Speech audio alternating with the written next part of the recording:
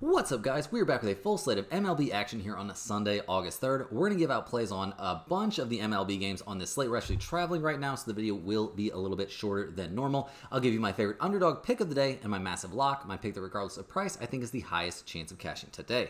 Slam that like button and subscribe to the channel if you want to keep seeing these videos every single day, and let us know what you're thinking in the comments. I personally answer every comment every single day. Check the pinned comment throughout the day to see our favorite picks, and it pays to check back a couple of times per day to see if there are any changes with injury news coming out and starters being confirmed.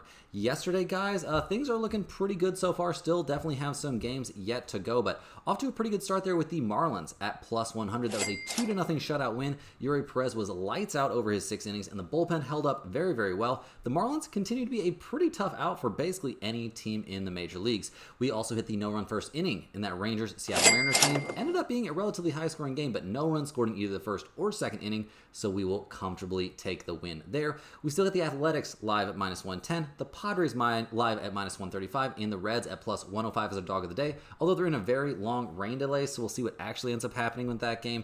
Unfortunately, we did somehow manage to lose on the Cubs at minus 205. That was our massive lock of the day, a 4-3 loss after a great start there from Boyd. The Cubs bullpen, normally pretty reliable, gave up the game almost immediately. So yeah, pretty tilting stuff there if you're me or the Cubs or Matthew Boyd. But we'll see how we finish out this slate, guys. I'm expecting pretty good stuff here down the stretch. So we'll see what happens. Let's go ahead and dive in. We're only going to be breaking down a few games here today. Like I said, we are traveling. This is the road setup. So we'll see how this goes. Trying to make sure I get you guys out at least something here today, even though we're away from home. So first up, we're going to be looking at the Los Angeles Dodgers going on the road to take on the Tampa Bay Rays. Now, the Dodgers come into this game fresh off of a 4-0 loss in game 2 of this series, falling 4-0 there. So yeah, Blake Snell, not a complete disaster, I suppose, but did give up 2 home runs, so that's not great. But yeah, not great stuff there from the Dodgers here in game, 3 of this series. Now they're going to hand the ball to Yoshinobu Yamamoto. He's 9-7 on the year, a 2.63 ERA. Overall, he's having a very good season, and his last start was excellent. He did a great job there against the Reds. 7 innings, 4 hits, only 1 earned run allowed. So very, very good stuff in that outing. We'll see if he can keep things rolling here. Now going up against the Tampa Bay Rays, not necessarily the scariest offense out there. We'll see what he can do. The Dodgers bullpen obviously has been something of a, not something of an issue, guys. It's been a huge problem for them all season long. So we'll see how that goes. The Dodgers offense, obviously, coming off a game where they got shut out 4-0 is not a great look. They scored 0, 5, 2, 5, 5, and 3 over their last few games. Not looking like the top offense in the majors like they have been, over the course of the year. So we'll see what they do here against the Rays, who are coming off a much-needed win, but at 55 and 57 on the year, I'm not really sure where this team is going at the moment. They're going to hand the ball in this game to Joe Boyle. He comes into this one 1-1, a 2.82 ERA, so nothing too crazy there. His last outing was a start, and it did not go well. He got obliterated there by the Yankees, so we'll see if he can bounce back here and have a better outing against the Dodgers, but they are not the easiest team to pitch against, even when the offense isn't necessarily firing on all cylinders. So we'll see how that goes for Joe Boyle. The Tampa Bay bullpen's looked great at some points this season, but not so amazing here lately. The offense has also been great at some points, but they're pretty banged up right now. I know they're coming off again. They only scored 4 runs. They are 11th in the majors in runs scored, but I don't think that number is really going to hold here for too much longer. So looking at the numbers for this game, guys, the Dodgers are minus 190. The Tampa Bay Rays are minus 105. We get a total of 8.5 in this game. The Dodgers 26 and 25 on the road, 29, 21, and 1 to the under on the road. Tampa Bay is 31 and 28 at home, 32, 24, and 3 to the under at home. I actually think under 8.5 isn't the craziest thing in this game, but in terms of a side here, I definitely like the Dodgers. It's a bit of an expensive price, don't get me wrong, but I do think LA is in a very good position to have a little bit of a bounce back here and win this game. Next on the docket, guys, we're going to be looking at the Milwaukee Brewers going on the road to take on the Washington Nationals. The Brewers playing great right now. They're up to 66 and 44 on the year, 2 games up on the Chicago Cubs in the race for the NL Central. They're going to hand the ball in this one to Jacob Misiorowski. He comes into this game obviously killing it this year. This young rookie phenom has come in and looked great. 4-1 on the season, a 2.70 ERA. His last start was against the Cubs, and he wasn't amazing, but I'm willing to overlook that just because of how good he's been overall this season. So I think we'll see him go out there and have a little bit of a bounce back performance in this one. And, doesn't hurt that he's going up against the Nationals. The Brewers bullpen, been kind of middle of the road this year. Has not been amazing. Maybe not quite so bad down the stretch. The offense, killing it at the moment, really hitting the ball well. So we'll see if they can continue that here on the road against these Nationals, who are 44-66 on the season. Seem like they're kind of over it at this point. They're hitting the ball here to Brad Lord. He comes in this game sporting a 3.27 ERA. He's normally been a bullpen guy. Since coming over to be a starter, he's been lights out, and he had a couple good bullpen appearances there against the Milwaukee Brewers. So a lot to like here, with Brad Lord on the mound. But the Nationals bullpen's been the worst bullpen in the majors this year, and the offense, while it's been decent at some points, really isn't anything special. So looking at the numbers, guys, the Brewers are minus 176. The Nationals are plus 150. We've got a total of 8.5 out there. Milwaukee's 28-24 on the road, 27-23-2 to the under on the road. Washington is 21-31 at home, 27-24-1 to the over at home.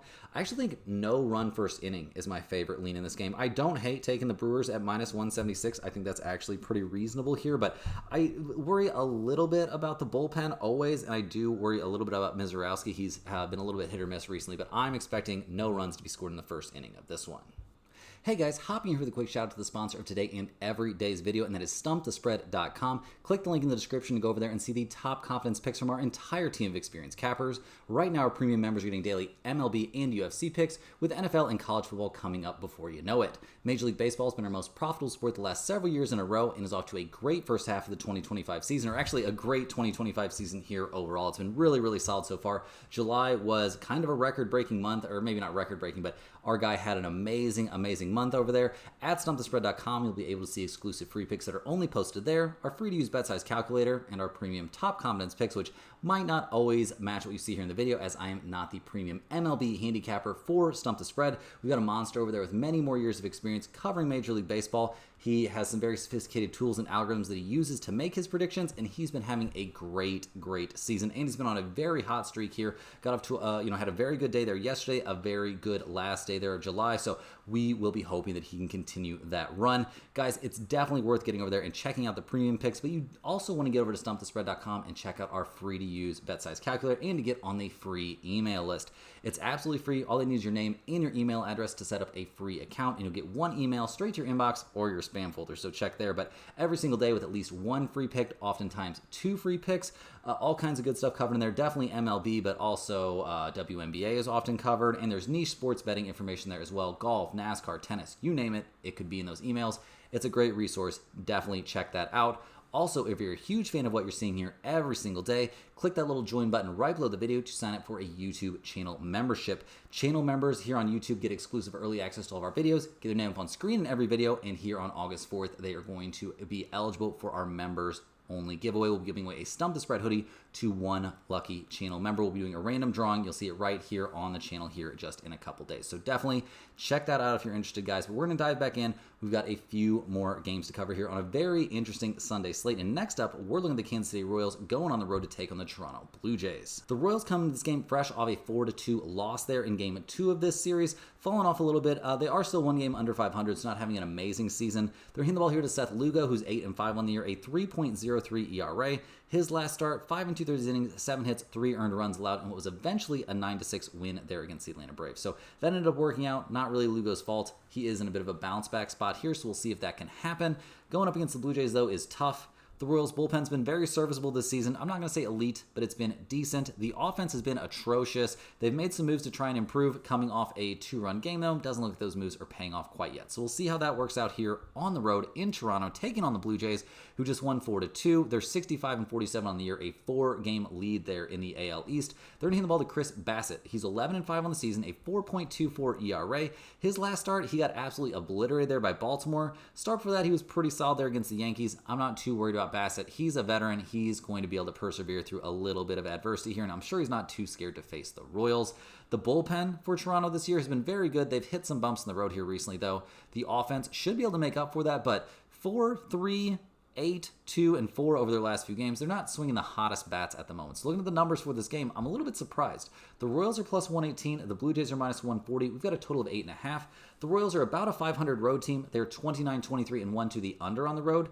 Toronto is 37-17 at home, 32-20-2 to the over at home. That's actually an MLB best to the over when playing at home. Guys, I think this is a pretty reasonable spot here to go ahead and back the Blue Jays. I think Bassett's going to bounce back here. You could also talk me into under in this game, but my favorite lean here is going to be Toronto at -140. I think Bassett's going to have an excellent start here against that very limited Royals offense. Next up, guys, we're looking at the Baltimore Orioles going on the road here to take on the Chicago Cubs. The Orioles come into this game fresh off a crazy 4-3 win there yesterday thanks to a 3-run homer, or in large part to a 3-run homer there in the 8th inning.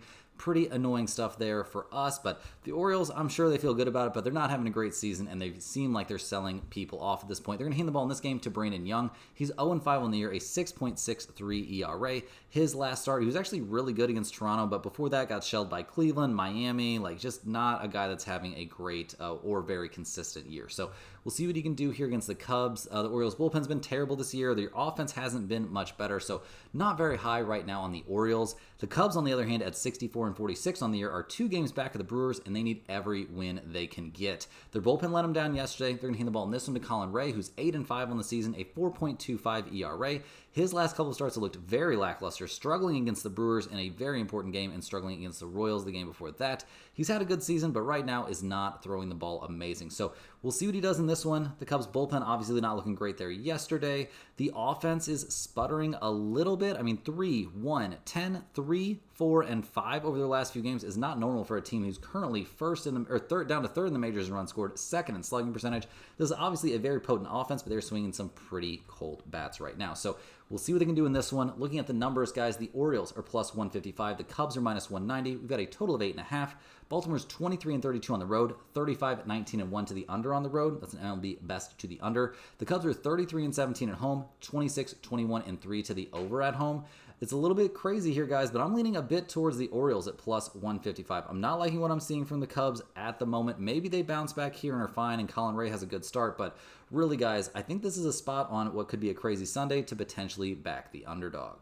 Rolling right along here, guys, we're looking at the Pittsburgh Pirates going on the road to take on the Colorado Rockies. The Pirates come into this game 47-46 on the year, just lost 8-5 there against the Rockies. Not a look there for Skeens. He did not have a good time. The Pirates are going to hand the ball in this game to Mitch Keller, who's 4-10 on the season, a 3.69 ERA. His last start, he was pretty bad there against the Giants. 2 innings, 5 hits, 3 earned runs allowed. Now, we eventually saw the Pirates win that game 6-5. We'll see if Keller can have a bounce back here, though. He did not look good out there his last time. The Pirates' bullpen's been looking better and better here down the stretch. Not so great lately, though, over the last couple games, so we'll see how that goes. And the offense, I mean, I don't know, guys. The Pirates are spiraling right now. I mean, 5-16. I mean, when you lose a game, you scored 16 runs. Like, there's really not much more to say except for that this team is spiraling. They're last in the majors in runs scored. So we'll see what they do here in Colorado, taking on the Rockies, who are 30-80 on the year. This has been a historically bad season. They have won 2 in a row, though. They're going to hand the ball here to Bradley Blaylock, who is 1-2 on the year, a 7.09 ERA. His last start, he was lights out against Cleveland, and he's actually been really good in his last 3 starts. So definitely something to be taken into consideration here. The Rockies, having a bad season, but, they're playing well at the moment. Their bullpen's been atrocious this year. No lies detected there. The offense, though, hitting the cover off the ball at the moment, so we'll see if they can keep that rolling. They're pretty big underdogs here. The Pirates are -176. The Rockies are +148, a total of 11.5 in this game. The Pirates are 16-37 on the road, 33-18-2 to the under on the road. The Rockies are an MLB worst, 14-38 at home, 28-22-2 to the under at home.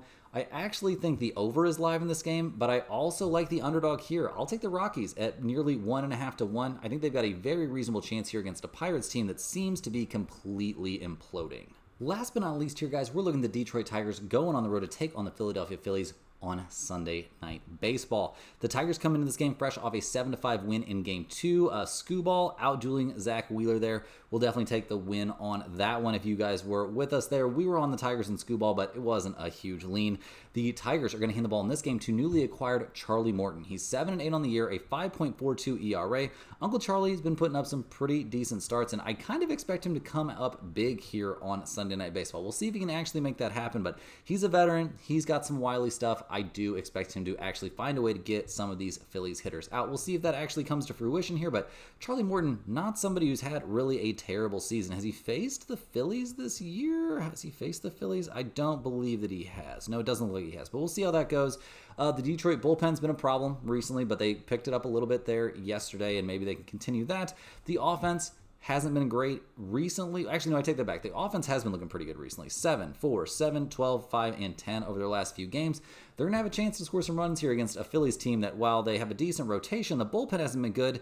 The Phillies come to this game fresh off that 7-5 loss. They're currently a half game back of the Mets in the NL East. They're hitting the ball here to Christopher Sanchez, who's been excellent this year. 9-3 on the year, a 2.55 ERA. His last start, though, didn't look very good against the White Sox. Definitely a step back after, a complete game, 1 run allowed start there against the Red Sox. So we'll see what he can do here against the Tigers. Christopher Sanchez, there's really not a lot of negatives to say about this guy. He's been excellent this year overall, and it seems a little bit crazy to think he's going to be anything, less than excellent in this game. We'll see what he can do here against the Tigers, though. A big problem for the Phillies has been their bullpen. So even if Sanchez is great, that bullpen is going to have to soak up some amount of innings, and I don't know really how capable they are of doing that. So we'll see what works there. The offense, coming off a 5-run game isn't terrible, but they haven't been hitting the ball incredibly well recently. They're 10th in the majors in runs scored, 9th in slugging percentage, but not swinging the hottest bat. So looking at the numbers, guys, the Tigers are plus 155. The Phillies are minus 190. We've got a total of 8 in this game. Detroit is 28-25 on the road, 31-22 to the over on the road. That's actually an MLB best to the over on the road. The Phillies are 33-19 at home, 26-23-3 to the over at home. I would lean a bit towards the over in this game for sure, but I actually think in terms of the side, I like the Tigers here a little bit. Even with Uncle Charlie on the mound, I just don't really trust the Phillies right now, but having Christopher Sanchez on the mound makes that a bit of a tough lean. Guys, that's all the games we have for today. Hit that like button for good luck on all of your bets and subscribe to the channel if you're new. Let me know in the comments any questions you have on today's slate. I appreciate you watching. Click the link in the description to check out stumpthespread.com, and we'll see you guys back here tomorrow. Same time, same place for more sports betting action. And thank you everybody for sticking with me through this little bit of a weird video. We're going to be traveling here for a couple days. The setup's a little bit different. Still trying to get you guys a video every single day.